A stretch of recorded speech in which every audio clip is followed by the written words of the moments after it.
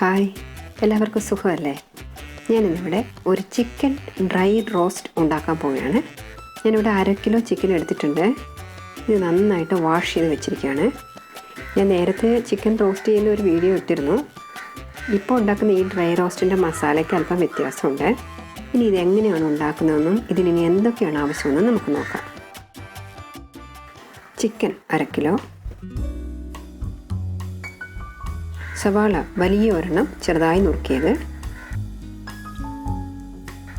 ഇഞ്ചി വെളുത്തുള്ളി paste 1 teaspoon, മുളക് പൊടി 1/4 ടീസ്പൂൺ, മഞ്ഞൾപ്പൊടി 1/4 ടീസ്പൂൺ,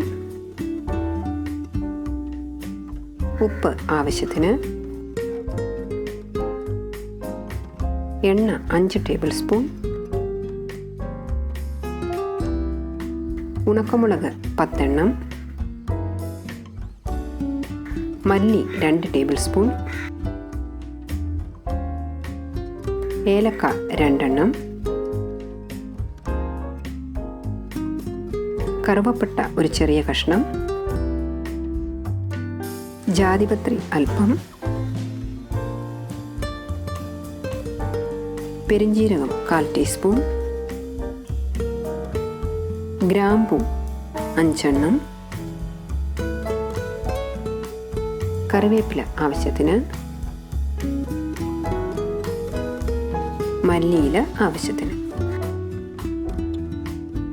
നമുക്കൊരു ചീനിച്ചട്ടിയിലേക്ക് ഉണക്കമുളക്, മല്ലി, പെരിഞ്ജീരകം, ജാതിപത്രി, ഗ്രാമ്പൂ, ഏലക്ക, കറുവപ്പട്ട ഇത്രയും ഇട്ട് കൊടുത്ത് നമുക്ക് സ്റ്റൗ ഓൺ ചെയ്തിട്ട് ചെറിയ തീയിലിട്ട് ഇത് നന്നായിട്ടൊന്ന് മൂപ്പിച്ചെടുക്കണം. ഇപ്പോൾ ഇത് നന്നായിട്ടൊന്ന് മൂത്തിട്ടുണ്ട്. ഇനി നമുക്ക് സ്റ്റൗ ഓഫ് ചെയ്തിട്ട് ഇതൊന്ന് തണുക്കാനായിട്ട് വെക്കണം. ഇത് നല്ലതുപോലെ തണുത്തതിന് ശേഷം നമുക്കിത് നന്നായിട്ടൊന്ന് പൊടിച്ചെടുക്കണം. ഞാനിത് നല്ലതുപോലെ ഒന്ന് പൊടിച്ചെടുത്തിട്ടുണ്ട്. ഇനി നമുക്കിത് എങ്ങനെയാണ് ഉണ്ടാക്കുന്നതെന്ന് നോക്കാം. ഞാനിവിടെ ഒരു കടായി ചൂടാകാനായിട്ട് വെച്ചിട്ടുണ്ട്. കടായി ചൂടായതും നമുക്കിതിലേക്ക് എണ്ണ ഒഴിച്ചു കൊടുക്കാം. നിങ്ങൾ ആദ്യമായിട്ടാണ് എൻ്റെ ഈ ചാനൽ കാണുന്നതെന്നുണ്ടെങ്കിൽ സബ്സ്ക്രൈബ് ചെയ്യാൻ മറക്കരുത്. അതുപോലെ തന്നെ അതിൻ്റെ അടുത്തുള്ള ബെല്ലൈക്കണും കൂടി ഒന്ന് പ്രസ് ചെയ്യണേ. എണ്ണ ചൂടായതും ഇതിലേക്ക് ഇഞ്ചി വെളുത്തുള്ളി പേസ്റ്റ് ഇട്ട് കൊടുക്കണം. ഇതിൻ്റെ പച്ച മണം മാറിയതും സവാള അരിഞ്ഞതിട്ട് കൊടുക്കാം. സവാള വേഗം ഒന്ന് വഴന്നു വരാനായിട്ട് കുറച്ച് ഉപ്പ് കൂടി ഇട്ട് കൊടുക്കാം. സവാള ഒരുവിധം ഒന്ന് വഴന്നു വന്നതും ഇതിലേക്ക് നമുക്ക് മഞ്ഞൾപ്പൊടിയും മുളക് പൊടിയും ഇട്ട് കൊടുക്കാം. ഇത് നല്ലതുപോലെ ഒന്ന് വഴന്നു വന്നതും നമുക്ക് ചിക്കൻ ഇട്ട് കൊടുക്കണം.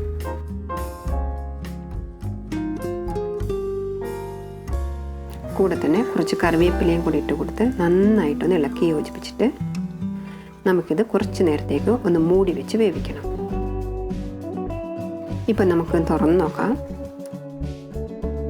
ചിക്കനിൽ നിന്ന് വെള്ളമൊക്കെ ഇറങ്ങിയിട്ടുണ്ട്. പക്ഷേ ഇത് കുറച്ചും കൂടി വേകാനുണ്ട്.